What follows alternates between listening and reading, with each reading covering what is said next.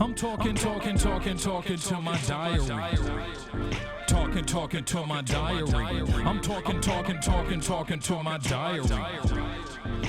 I'm talking to my diary. March 14th, 2019, I got a call from a buddy of mine at 7:15 a.m. He said, "Benjamin, I had a dream last night that you died." I don't know why, but that clicked. Something clicked in me. That morning I'd stepped on the scale and it read 242 pounds. He says, "Benjamin, I had a dream that you died." Something clicked in me and I poured out my coffee and I threw away my, a bagel with cream cheese and honey and butter. Went straight to the gym. Actually, I went straight to the doctor. Got all my blood work done. I want to know how bad it is. And all the stuff, blood pressure, glycerides, fatty liver, cholesterol, other stuff, sleep apnea. And but something had clicked. Something triggered in my brain, and I was ready. And so what did I do? Well, over the next 4 to 5 months, about 4 months, actually 4.5 months,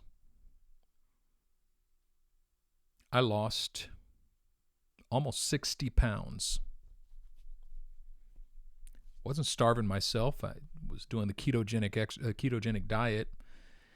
And then I was just exercising every day and doing the ketogenic diet. And the weight was falling off and the muscle was packing on. I was building muscle. I was burning fat. Everything was great. Kept it off for a little more than a year. And for about 2 years, I kept it off for about a year, and then I started to gain it back, and I lost it again, and I started to gain it back, and I lost it again, and I started falling off the wagon in the second year, 2020. And by the end of 2020, I had completely fallen off the wagon, and slowly but surely, I watched myself, almost like a spectator, gain all of that weight back. But it was like something had triggered in my brain that I couldn't turn off. This part of me that just eats compulsively and won't stop. That part of me had turned on and I couldn't turn it off until now. It is now October 16th, 2023, and I still haven't been able to figure out how to turn off that part of my brain. I mean, I'll have come to Jesus moments. I'll have deep talks with my wife, with my doctor. I make all of the plans, and then I fall off the wagon. It's like when I walk in the door, when I come home, a part of my brain turns on. I wish I could just find the switch and turn it off. But there's a part of my brain that turns on when I walk in the door. And that part of my brain says, "You've worked hard today, you're tired, you deserve to eat whatever the heck you want to eat, and as much of it as you want to eat. Matter of fact, you must eat whatever you want to eat." And it's like I become Dr. Jekyll.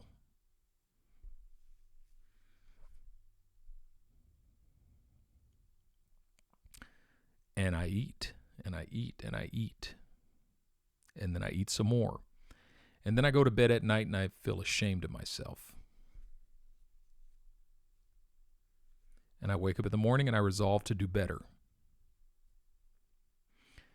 So,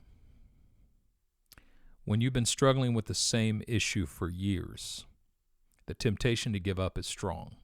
Just, what do you keep wrestling with this thing for? Just give it up. Just embrace the fact that this is who you are. And I'm not a quitter. I don't give up. So yesterday, actually the night before last, I was sitting at the table with my wife and my daughter and my sister-in-law, my wife's sister. And my wife was saying, "Baby, can you please do something? I'm really scared. I'm looking at your stomach and I'm watching your weight come back and I'm really worried." And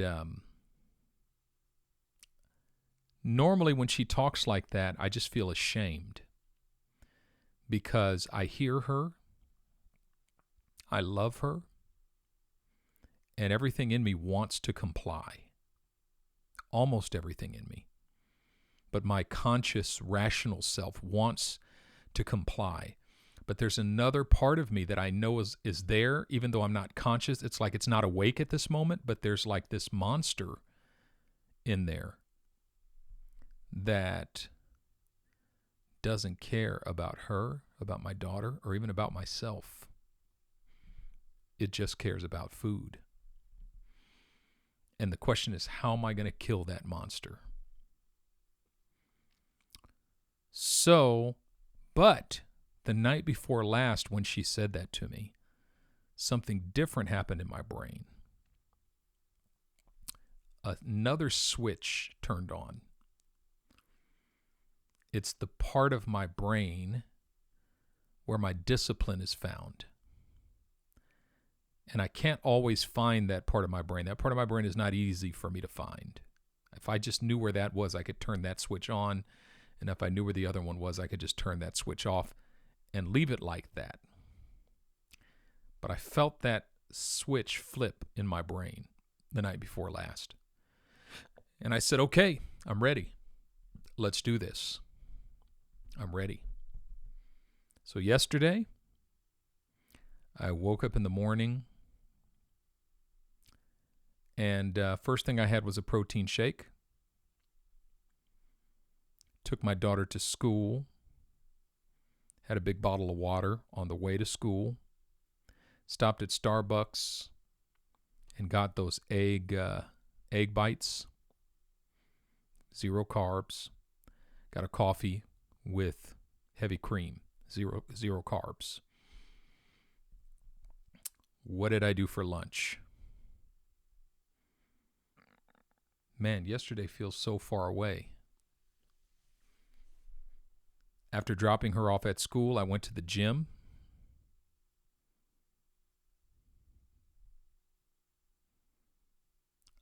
No, I didn't. After dropping her off at school, I went to my mom and dad's house. I've been going to help my dad on Mondays and spend time with them, which has been really good. And he sent me to a Mexican restaurant to get lunch for us. He wanted a burrito. My aunt wanted some tacos. I ordered myself a burrito bowl with no beans, no rice, no tortilla. So once again, it's keto. It's great. Came home last night and just decided to have another protein shake and call it a night. Felt great. This morning I woke up, had my protein shake, had my coffee with cream, no sugar, grabbed my water bottle, headed out the door to take my daughter to school, stopped at Starbucks, had my egg bites again, continued drinking my water, and went to the gym, got a quick workout in, showered and shaved, and headed to church. Had some work to do at church. At lunchtime, I went over to Costco and bought one of those rotisserie chickens, the $4.99 rotisserie chicken. It's the best deal ever on the market. I mean, you couldn't buy a raw chicken for $4.99. They sell deliciously cooked rotisserie chickens for $4.99. It's the best deal ever. And I just ate probably 30% of that chicken for my lunch. And then went to pick my daughter up from school. Came home. When I got home, I had more of the chicken. and a couple slices of pear. So, yesterday and today were good. But when I got home, I became acutely aware of that other part of my brain that's still there. That other part of my brain that was telling me to grab some of those Oreos and just soak them in the milk real good and let them get nice and soft. I found myself opening up the fridge, just looking in. That's what I do. I'm scanning the horizon for something to consume. I caught myself, what am I doing here? And I just keep thinking in my head, if I can do this for 90 days, number one, I'll see sizable change in my physical health. But number two, I will have jump-started that part of me that is disciplined. So I made a decision that I'm going to talk to you for the next 90 days. Today is day one, me talking to you. But day two of my diet, my plan. It's scary for me to make that commitment because I don't like failure, and I historically fail when I try to do this. The commitment I'm making is that even if I fail, I'm just going to keep talking to you. If I can get my health in order, I can get every other area of my life in order. This is a keystone for me. If I can get my weight down, I'll feel better, I'll look better, clothes will fit better, I'll be more confident, I'll have more energy, I'll be more present. So, why am I recording this? I'm recording this because I want to encourage anyone who's struggling to kick a bad habit of any kind. You're struggling because you feel like there's a part of your brain that you can't seem to turn off, no matter how hard you try. And another part of your brain that you can't seem to turn on, no matter how hard you try. My encouragement to you is don't stop reaching. Don't give up.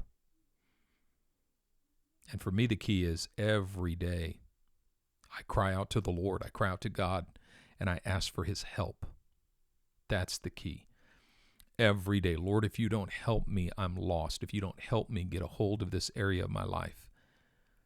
And continuing to come back to him and ask for his help, that's the key. Because I just believe that if I just keep praying and seeking his face, he knows where that switch is in my brain. And he's going to turn off the switch that needs to be turned off and turn on the switch that needs to be turned on. Or he will show me how to turn off the switch that needs to be turned off and to turn on the switch that needs to be turned on. And I believe he's going to teach me how to keep that switch off and keep that switch on and live in that place. That's what I'm praying. That's what I'm reaching for. And I believe that for you as well. Have a great day. I'm talking to my diary. Talking to my diary. I'm talking to my diary. I'm talking to my diary. I'm talking to my diary. I'm talking to my diary. I'm talking to my diary. I'm talking to my diary.